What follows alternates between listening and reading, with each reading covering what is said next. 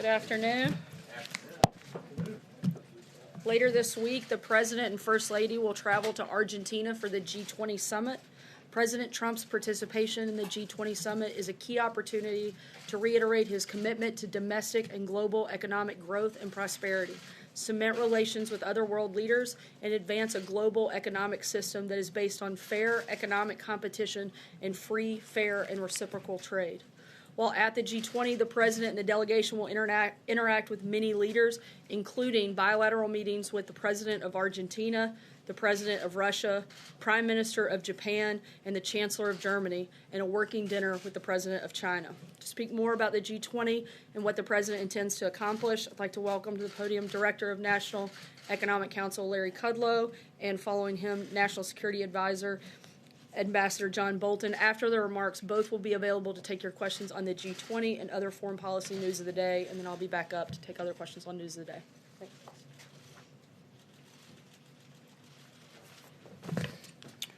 Thank you, Sarah. Thanks, everybody.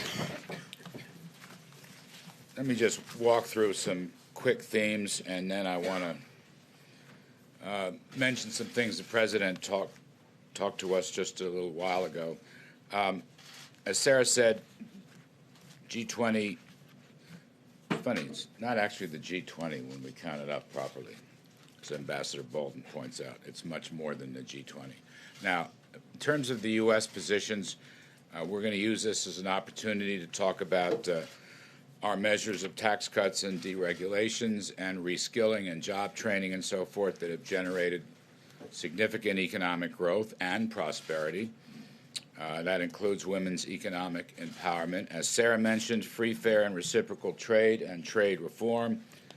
There'll be discussions of infrastructure, finance, and also the U.S. emergence as the dominant energy power in the world today, actually.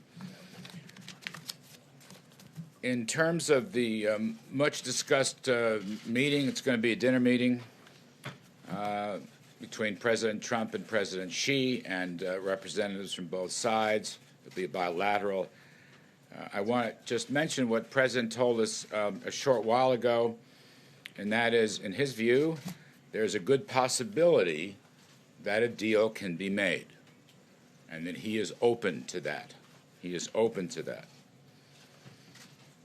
But having said that, some caveats, as always. Certain conditions have to be met with respect to fairness and reciprocity, as we've said many times. For example, issues of intellectual property theft must be solved. Forced technology transfers must be solved. Significant tariffs and non-tariff barriers must be solved. Issues of ownership have to be solved. The President will probably reiterate his view. We want a world, ideally, of zero tariffs, zero non-tariff barriers, and zero subsidies. Now, whether they can get through all that remains to be seen, but that's the President's point of view, as I said just a little while ago. The U.S. is coming to the summit in very good shape. Our economy is quite strong. It's growing at 3% over the past year. Second quarter was 4.2, third quarter was 3.5, perhaps be revised upwards. We have a very strong holiday season, so-called Black Friday, very strong. We've had tremendous investments, business investments, energy investments, oil prices and gasoline prices coming down. That helps consumers, of course. We're in very good shape. China, not so good. I'm not here to critique or second-guess the Chinese economy, but most observers believe China to be in a slump, whereas the United States is in a very strong, solid position going into this summit. However, again, to repeat, the President said there is a good possibility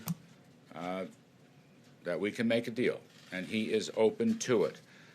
But on the other hand, if these conditions I mentioned a few moments ago are not met, not dealt with, the President has said, look, he's perfectly happy to stand on his tariff policies, which 10% last $200 billion, scheduled to go to 25%. That's not a certainty, but that's the schedule. And he has said, as recently as yesterday, the day before, if need be, if things don't work out in this U.S.-China summit meeting, he will invoke another 267 some odd billion dollars in tariffs.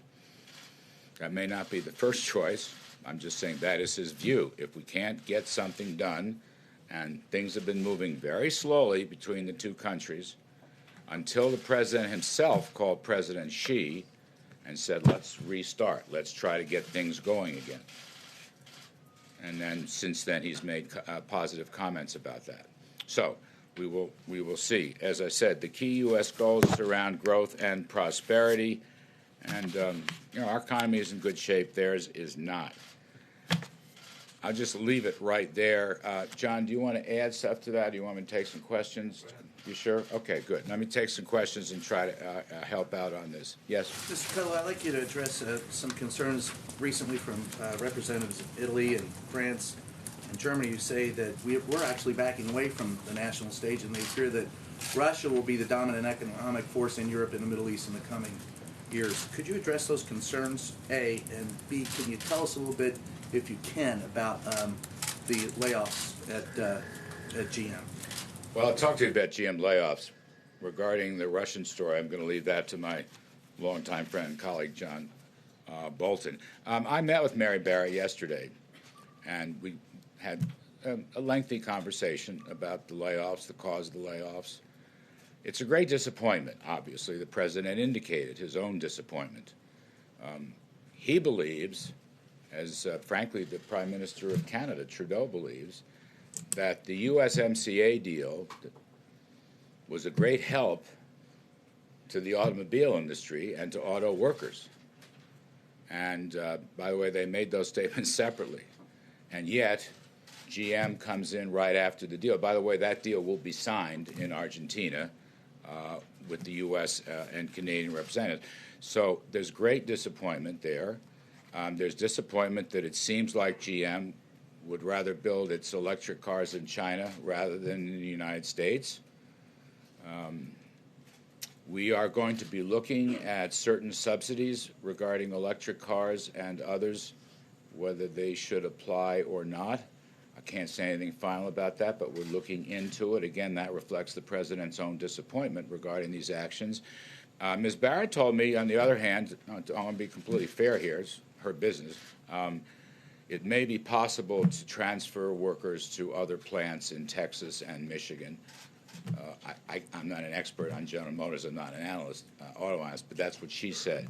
But obviously there's a lot of disappointment, even anger. I've heard it, again, from Mr. Trudeau, from President Trump, from Democrats and Republicans. Just to follow, do you think it's going to adversely affect our economy coming into the Christmas season and after? No. I mean, look, I don't want anybody to get laid off. I want workers to do very well. I want worker wages to do well, and they are. I mean, that's one of the great things. You know, there's a certain amount of pessimism that I'm reading about. Maybe it has to do with really a mild stock market correction. Let's not forget a couple weeks ago, just on this very point, we had 250,000 new jobs, which was a blockbuster number. Nobody really expected it. With a 3.1% yearly gain in wages and a 3.7% unemployment rate, those are very spiffy numbers by any benchmark in any metric. So, again, holiday season layoffs from GM, brutal, all right? Very disappointing. Will it affect the overall economy? I don't think so. I do not think so. Yes? Yeah, back to the question of the tariffs. If these talks with President Xi go nowhere, and we move forward with this escalation of the tariffs that you just described, which, correct me if I'm wrong, would be the biggest addition of tariffs that we've seen in your lifetime, what will the impact be on the U.S. economy? I mean, That's a long period of time you mentioned. My lifetime. But you've been a committed free trader for almost all of those years. Yeah. So what will be the impact on the U.S. economy if we see tariffs go up to the degree that you just described? You know, we'll see what happens, okay? I don't want to presuppose anything President's going to make up his mind after the meeting. But I will say this. Our economy is in very good shape right now. And when you multiply through whatever numbers you want to use, 250 billion, or tack on another tranche, which may or may not happen, at a 10% tariff rate or more, it's really just a fraction of our economy. Okay, it's just a fraction of our economy. I'm not suggesting that there aren't winners and losers in that game. It's a complicated game. But on the other hand, I think we are in far better shape to weather this than the Chinese are. And I'll also say one thing. I appreciate your characterization. I am a free trader. But you have to ask yourself, this is what President Trump has been talking about, is it free trade when there's clear evidence of unfair and WTO illegal trading practices by China for several decades? Is that fair? Is that free? Is it free when intellectual property theft occurs, or when Chinese ownership of American companies force transference of technology from American companies to the Chinese companies? Is that fair? Or high tariffs on agriculture and industrial supplies? Is that fair? So President Trump is the first president in, I don't know, at least 20 years, and I'm including Democrats and Republicans, who not only has made this case, but continues to make this case forcefully and to take actions to defend American workers and our overall economy. Other presidents in both parties have raised the issue and then walked away from it. And President Trump obviously doesn't intend to. You know, this is under the heading, I think, for him of promises made, promises kept. It's something he's talked about for several years, and he now continues. If China will come to the table, or in this case, the dinner table, with some new ideas and some new attitudes and some new cooperation, as the president said, there's a good possibility they can make a deal. He's open to it. So nothing is written in cement or stone. But again, for a free trader, where's the free trade? And for several months now, since I've been here, President and I have talked about this. We'd love to see a world of zero tariffs and zero non-tariff barriers and zero subsidies. We'd love to see that world. But unfortunately, we don't have that world, particularly with respect to China, but not only China. And so he's taking actions that he thinks will get us closer to that world. Let me go around. Yes, please. Thanks. Just another GM question. When the president said yesterday they better damn well open a new plant there very quickly, was he just venting his frustration, or does he have some consequences in mind if they don't? I'm going to leave that to him. You may find additional announcements coming on that topic. Some more. Let me go in the back. Yes, ma'am.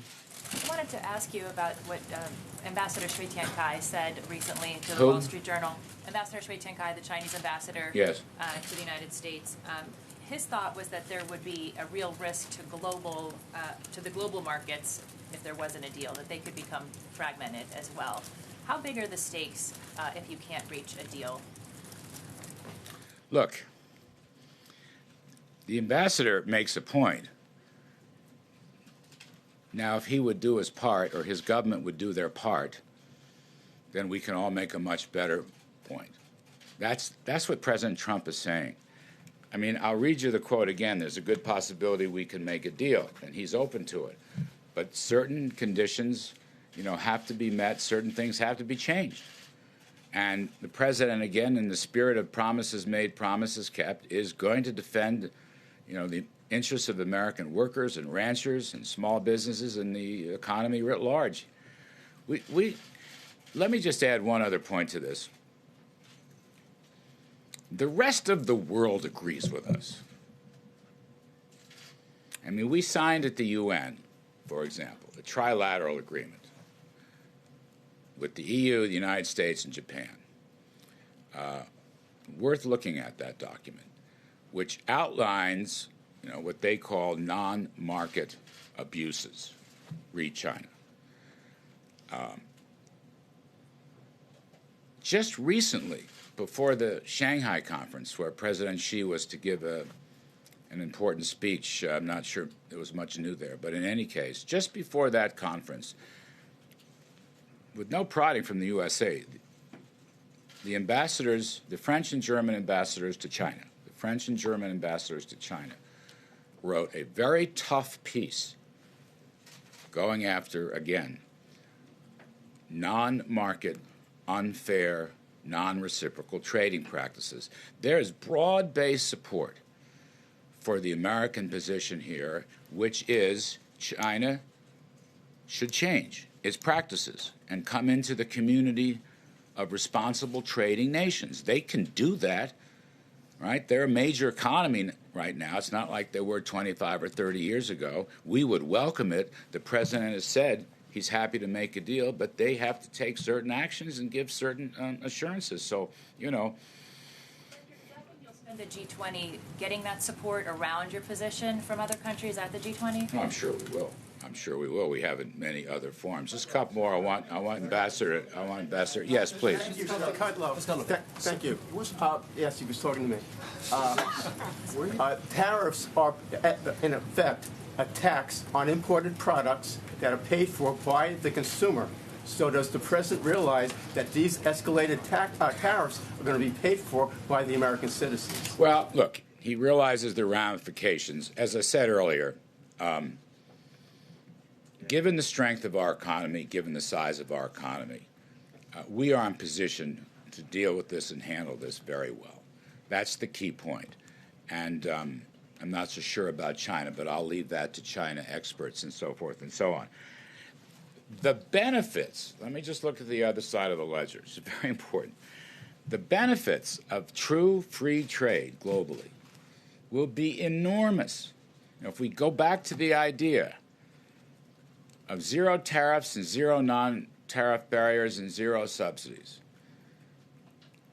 if China plays by the rules, even the WTO rules, and all that needs reforming in our judgment, but they're violating those rules. If we do have a free trading system, or we move in the direction of a free trading system, a true free trading system, we will benefit enormously. Frankly, we will benefit, they will benefit, and the rest of the world will benefit. You know, free trade throws off enormous benefits when it's done properly in consistency and in a reciprocal manner. That's the key point President emphasized. He's absolutely right. So, you know, I think of it as possibly a long rainbow here. At the end of that rainbow is a pot of gold. You open up that pot and you have prosperity for the rest of the world. But you got to get through that long rainbow. We're not there yet. We can get there. The president is reaching out.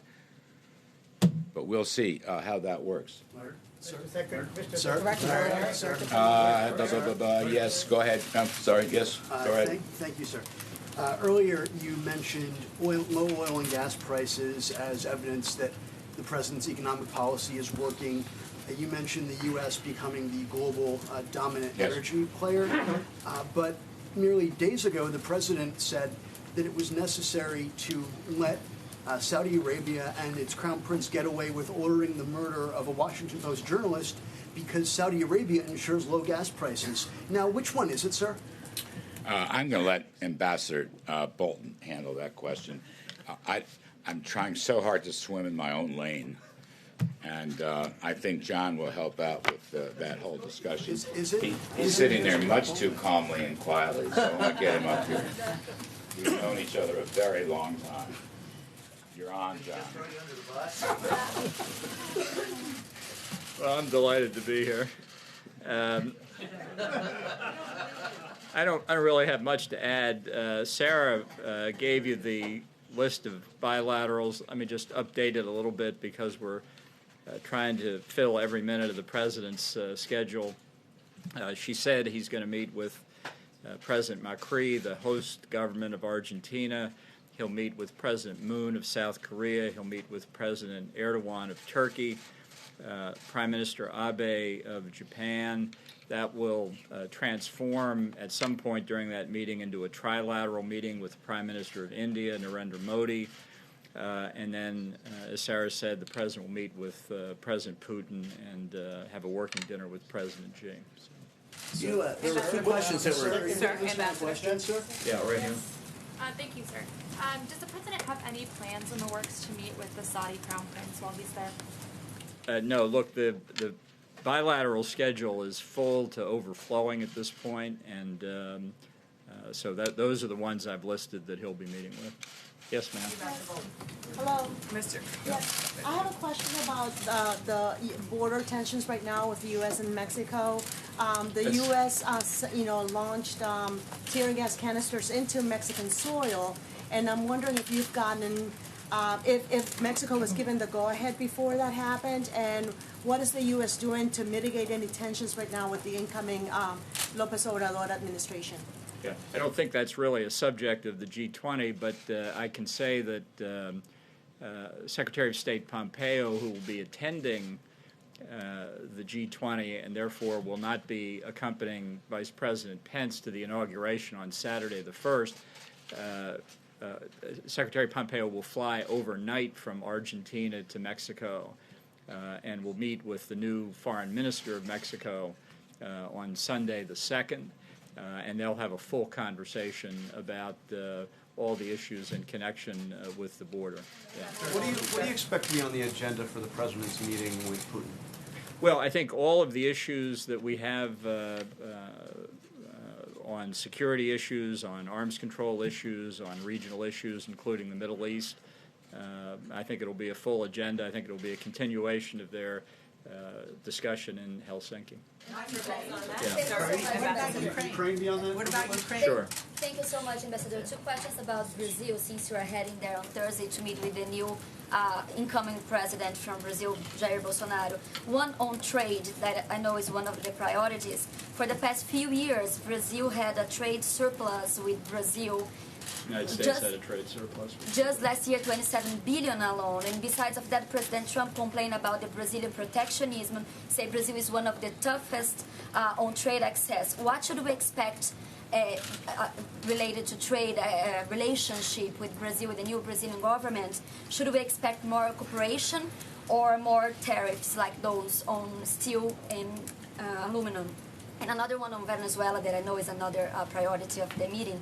What kind of cooperation are you expecting with the new Brazilian government? Are you guys going to discuss sanctions? Yeah.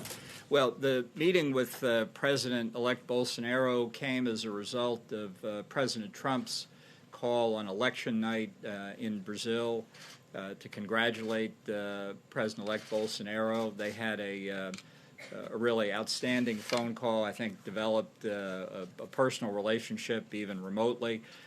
President Trump was the first foreign leader to call President-elect Bolsonaro. So following up on this, we thought it would be useful and certainly very helpful to the United States to hear from the President-elect what his priorities are, what he's looking for in the relationship. From the perspective of the United States, we see this as a historic opportunity for Brazil and the United States to work together in a whole host of areas, economics, security, and a range of others. So I'm really looking forward to hearing what the President-elect's priorities are, try and respond to him, try and tell him a little bit about what President Trump's views are, and hopefully when President-elect Bolsonaro is inaugurated on January the 1st, that the two leaders can really get off to a running start. So I'm just really there to prepare the ground for them. Ambassador Bolton, you tweeted earlier today about a case involving an American family that's being held in China. Is the president? Have you talked to the president about this case? What is he? If so, what has he told you? And will he bring this up directly at his meeting with Xi Jinping and expect the family to be allowed to leave before any trade deal is done? Well, I've discussed the question of American hostages and people wrongfully held with him on a whole range of subjects. I don't want to get into what his reaction was because I don't think those conversations should be public. But this is a matter of real concern to us, and I think given that the range of issues that President Xi and President Trump will be covering, it's entirely possible that that would come up. Yeah. Thank you. Back to that meeting with President Putin and President Trump. Will President Trump condemn Russia's aggression in Ukraine? Does the U.S. consider it an act of war? And has he spoken with either Putin or Poroshenko about what happened? Look, Ambassador Haley, in the very estimable position of UN ambassador, spoke for the United States yesterday at the Security Council, and we're going to stand on that statement. Yeah.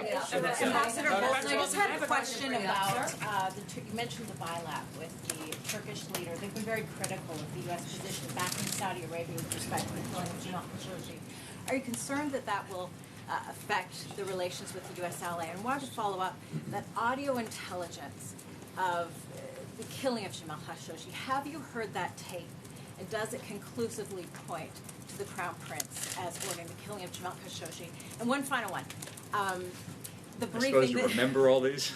I'll prompt you. Thank you. And finally, is it true the White House is blocking Gina Haspel from speaking to senators about that audio intelligence on Wednesday? So let me take the question of the tape first. No, I haven't listened to it. And I guess I should ask you, why do you think I should? What do you think I'll learn from it? Well, you're the National Security Advisor. You might have access to that sort of intelligence. Yeah. How many in this room speak Arabic? You have access to an interpreter?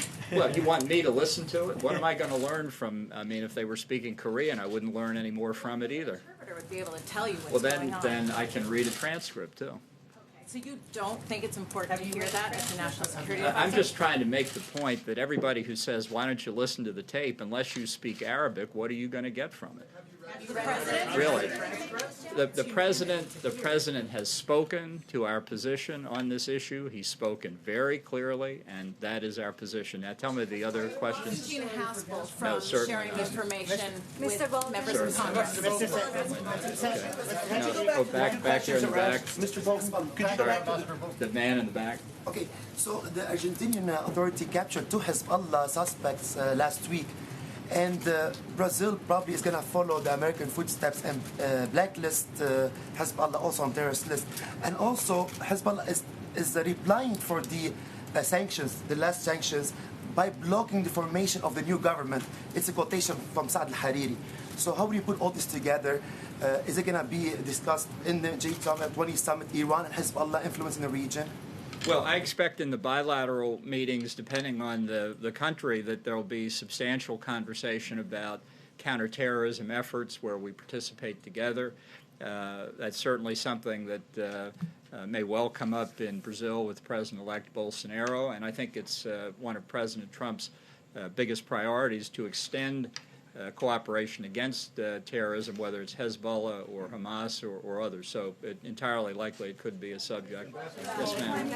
Ambassador, going back to the Khashoggi issue, being informed about an issue is part of, I guess, what is in the scope of national security. We try to be. Right, okay. But in the midst of it, why not, I'm going to go back to that question again, sir.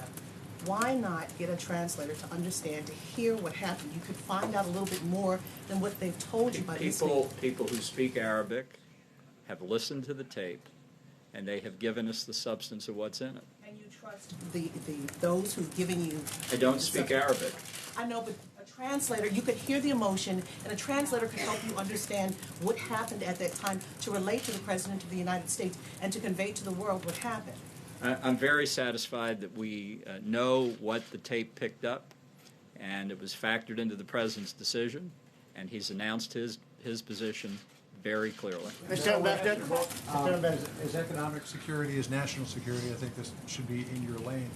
I was going to defer to Larry, but it's... Let me see if I can keep it in your lane if I could. The talks with China have been marked with intransigence, disappointment. Larry was talking about that at length this morning. This idea of some sense of optimism going into this Saturday night dinner with Xi, is it based on any notion that Xi is going to suddenly say, you know, this idea of intellectual property theft and forced technology transfer, protectionist tariffs? I don't know what we were thinking. It was a bad idea. Let's level the playing field and start anew.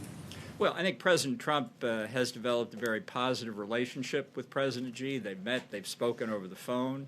Obviously, both leaders carry into any discussion like this their national interest, and I think it's instructive, and I think the Chinese side believes the same thing, to have the two leaders exchange their views in the presence of their senior advisors, and not with the expectation that at this meeting there'll be some substantial agreement coming out of it, but that there would be an indication, a kind of way ahead that the advisors could then pursue. And I see Sarah is so eager to be here to answer your questions. Mr. Fellow deferred. Hey, Sarah? I was going to give him one more, but... Mr. Fellow deferred a question to him. Could he answer the question that was deferred to him, please? Mr. Bolton. He is Bolton. I think he's already gone.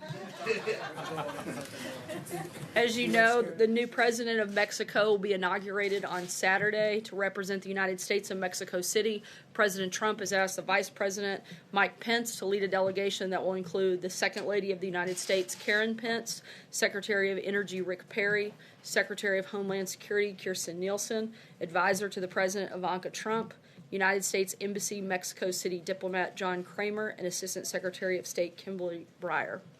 Lastly, this morning we learned the sad news that 3 U.S. service members were killed and 3 wounded when an explosive device detonated in Afghanistan. The wounded service members were evacuated and are receiving medical care. We extend our thoughts and prayers to the loved ones of those killed and to those recovering. The United States is grateful for their service and forever in debt of their sacrifice. With that, I'll take your questions. Justin. Sarah, The Guardian's reporting today that Paul Manafort met with Julian Assange around the time that he was coming on board to the Trump campaign.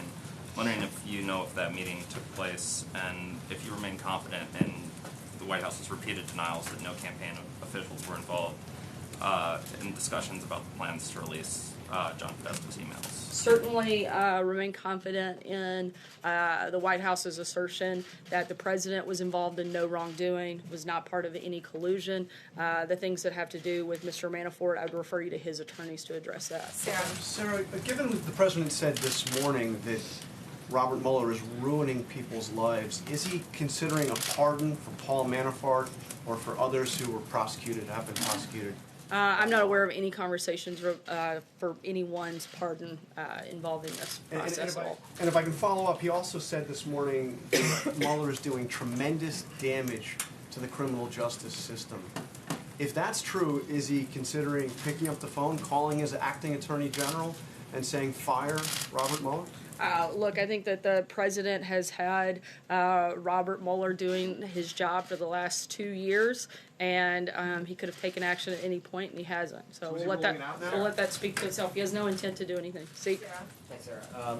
Over the weekend, we saw some powerful images of children as well as adults who were affected by tear gas fired by U.S. officers along the U.S.-Mexico border. We heard the president talk about that at length yesterday, but one thing we did not hear from him was any expression really of regret that there were children caught up in this. So I was wondering, does the White House regret the fact that children were affected by tear gas and that this situation took place, and is there an investigation underway to prevent this from happening again? Certainly, the White House would never want children to be in harm's way in any capacity whatsoever. However, that is why we are continuing to encourage people to follow the law and go to ports of entry. Law enforcement officials have used appropriate non-lethal force to protect themselves and prevent an illegal rush across the border. And let's also not forget that this isn't the first time that non-lethal force like this has been used. In fact, tear gas was used on average once a month during the Obama administration for very similar circumstances. In fact, they were actually for far less circumstances because they didn't have the same numbers in the mass rush that we're seeing in this caravan take place. Certainly no one wants women or children or any individuals to have this happen, which is why we've encouraged them to actually follow the law and go to ports of entry. John, just follow up real quick on something that Ambassador Bolton mentioned when he ruled out a bilateral between the president and MBS. Is the White House ruling out any interaction between the president and the Saudi Crown Prince, and is he the equivalent of diplomatic timeout? I wouldn't say that we've ruled out any interaction. I know that the president's schedule is pretty packed and has a number of sessions that he'll be involved in with the G20 as well as a number of bilaterals. I don't think there's any time for us to add anything additional, whether or not there's some interaction. I'm not going to rule that out, and we'll keep you guys posted as that happens. Tomorrow. Thanks, Sarah. Yesterday in Mississippi at his rally, the president said, he asked a question about Mike Espy. He said, how does he fit in with Mississippi? I mean, how does he fit in? I guess suggesting that he doesn't fit in. I mean, Mike Espy's great-grandparents were slave slaves in Mississippi. What did the president mean by that? Due to the fact that that is an election that is taking place today, I'm not going to comment on anything that could affect anything taking place in Mississippi, and certainly happy to comment on that after today. John? Thanks a lot. The president's not guided by the Hatch Act. John, go ahead. Thanks a lot, Sarah. Does the administration have a position on the government of Ecuador continuing to provide asylum to Julian Assange at its embassy in London? I'm not aware of anything official. I'd have to get back to you. Just one more on that, if I may, Sarah. Will you, from the podium, call on the Ecuadorian government to confirm whether or not some sort of meeting may have taken place between Paul Manafort and Julian Assange at its embassy? Certainly, we encourage the process to continue to play out, but I'm not going to get engaged in specifics of that case. President Trump has implied that a potential new deal with Mexico is a done deal, tweeting that migrants will stay in Mexico as they wait for their cases of asylum to be processed. How far along are talks with the new Mexican administration about the so-called Remain in Mexico policy? Those conversations continue. We won't have a final decision until the new government actually takes over, which will happen on Saturday. And on Monday, we expect the new foreign minister from Mexico to meet and sit down with White House administration officials and the Department of Homeland Security Secretary Kirstjen Nielsen and continue and try to finalize those conversations. Second question on Khashoggi, because tomorrow Secretaries Pompeo and Mattis will brief the full Senate on the murder. Why is a leader of a U.S. intelligence agency not joining them, specifically Gina Haspel, who many senators expect to hear from? Ambassador Bolton addressed this. I'm not going to comment on behalf of the CIA director in that capacity. That's something that I would direct you to them to answer. Sarah, I want to ask you about the climate assessment that your administration released last week. The president yesterday, when asked about the economic forecast, he essentially said he didn't believe it. The takeaway for many people is that the president doesn't feel necessarily a responsibility to lead either in this country or in the world on climate change and preventing the calamity that your administration forecasts. Do you agree with that view? And if not, why not? Well, the president's certainly leading on what matters most in this process, and that's on having clean air, clean water. In fact, the United States continues to be a leader on that front. Even Obama's Undersecretary for Science didn't believe the radical conclusions of the report that was released. And you have to look at the fact that this report is based on the most extreme modeled scenario, which contradicts long-established trends. Modeling the climate is an extremely complicated science that is never exact. The biggest thing that we can do is focus on how to make sure we have the cleanest air, the cleanest water, and the president is certainly doing that and certainly leading on that front. How is he doing that? I mean, the president's about to go to Buenos Aires and meet with all the leaders of the world's industrialized nations and developing nations as well. Isn't this a great opportunity for him to sit at the table and say, folks, this is what my administration just reported. This is the time that we all have to act in concert to prevent what my administration is forecasting? Once again, we think that this is the most extreme version, and it's not based on facts. It's not data-driven. We'd like to see something that is more data-driven. It's based on modeling, which is extremely hard to do when you're talking about the climate. Again, our focus is on making sure we have the safest, cleanest air and water, and the president's going to do exactly that. April. Sarah, I want to go back to GM. President Trump, early on in January 2017, met with the big three automakers, and he said he wanted to make the U.S. a more attractive place for companies to manufacture products by lowering taxes and business regulations. What does this move, this action by GM say?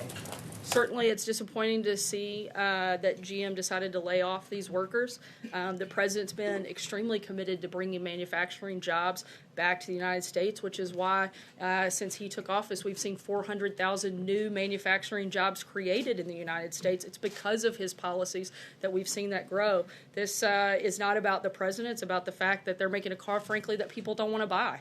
And hopefully they will make adjustments and make changes and bring those workers back. Jim? Sarah, getting back to Paul Manafort and the special counsel's office saying that he's violating the terms of his plea agreement by lying to investigators, would the president recommend that Mr. Manafort to begin to cooperate, offer full cooperation to the special counsel's office? We can only speak to what our role is in that process, and not only has the president, but the entire administration has been fully cooperative with the special counsel's office, providing hours and hours of sit-downs, as well as over 4 million pages in documents. We continue to be cooperative, but we also know that there was no collusion, and we're ready for this to wrap up. And if I could ask a follow-up, the president doesn't believe the warnings in the climate report. The president doesn't believe the CIA when it comes to Jamal Khashoggi. The president doesn't believe the intelligence community when it comes to Russia meddling. Why doesn't he have faith in his advisors? That's not true. The president has a great deal of faith in the intelligence community and certainly in the team that he has assembled around him. However, I've addressed the climate report. There's really nothing else to add on that front. Khashoggi, you said that that was not true, that he doesn't believe the CIA. He said the other day, maybe MBS did, maybe he didn't, the Crown Prince. And we haven't seen definitive evidence come from our intelligence community that ties him directly to that. What we have seen is a number of individuals that we know are tied to that, and those individuals have been sanctioned. The people that we have no doubt about their involvement, we've taken action on. And as he said, we'll see what happens beyond that, and if there's more definitive information, we'll make a decision at that point. Roberta. Sarah, the Remain in Mexico meeting that you talked about on Monday, is that happening here or in Mexico? And is the United States offering Mexico any financial assistance to help accommodate the migrants seeking asylum who would be staying in Mexico as a result? Sorry, on that second question, do you mind repeating that? It was the first part on whether or not the meeting is here or in Mexico. I'll get back to you on that. I'm not sure on the exact location. Okay. Is the United States offering Mexico any financial assistance, or does the United States plan to accommodate the migrants who would be staying in Mexico? I'm not aware of any financial assistance, but certainly we'll keep you posted if I get that. Just to clean up on the bilats, you mentioned in your list a bilat with the Chancellor of Germany, but the ambassador did not. Has that bilat been canceled? No, it hasn't. I think he was just given additional updates on the ones that I didn't mention. John? So the president tweeted at length yesterday about the Muller report, asking if it's going to show both sides. What are his concerns about any forthcoming Mueller report, and is that report is supposed to be delivered to no one else but the Attorney General? Is he concerned that it is going to become public without his knowledge? I don't think the president has any concerns about the report because he knows that there was no wrongdoing by him and that there was no collusion. So I don't think he has concern on that front. If he has no concerns, why is he tweeting so vociferously about it? Certainly the president has voiced his unhappiness from the beginning that this has gone on, this ridiculous witch hunt for more than 2 years. Still nothing that ties anything to the president. We'd like to see it come to a conclusion. Peter. Thank you, Sarah. Does the president believe that the work of the special prosecutor, Bob Mueller, is illegitimate? I'm sorry? Does the president believe that the prosecutions, the indictments of Bob Mueller are illegitimate? I think the president believes that what I've said several times today and several times over the last couple of years, that there was no wrongdoing on his part, there was no collusion by his campaign, and beyond that, that's really all we can speak about here at the White House. Last question, Hallie. Thank you. 2 questions for you. The president, as you're speaking, is tweeting that he is going to be considering cutting all GM subsidies, including for electric cars. Can you explain why he says that he thinks that would help American workers? Can you explain why that would end up backfiring, as we've already seen, and who the president has consulted and what the timeline is for this decision? I don't know that there's a specific timeline. As he said, he's looking into what those options might look like. The president wants to see American companies build cars here in America, not build them overseas, and he is hopeful that GM will continue to do that here. Second question for you is on Afghanistan. The president on Thanksgiving Day told U.S. troops that we are winning the war in Afghanistan, which contradicted what the chairman of the Joint Chiefs of Staff said, that it was a stalemate. Does the president today still believe, after what we saw over the weekend, that we are winning in Afghanistan, and why? Certainly, anytime you have a loss of life, particularly by an American service member. It is a horrific tragedy and something that no president wants to see, certainly not during their administration.